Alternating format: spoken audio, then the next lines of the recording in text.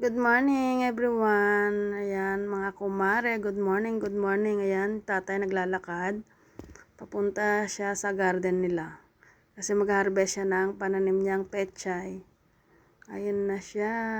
Makulimlim na umaga pa sa lahat.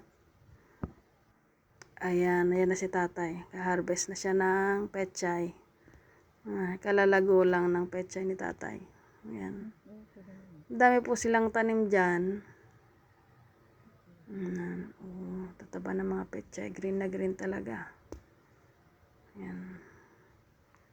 Ayan o. Then mamaya ititinda ni nanay. Ayan. Tapos na siyang harvest. Ayan. Dala-dala na ni tatay. Naglalakad siya. Iuwi niya na. Ayan. Ayan si tatay. Ayan.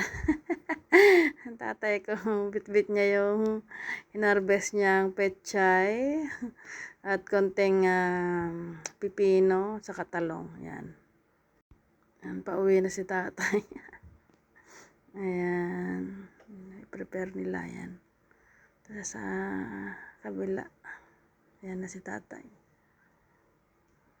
Lapag niya doon yung sa papag yung hinarvest niya. Ayan na guys. Kinuha na ni nanay. Yan, hinugasan ni nanay bago niya itinda. Ayan.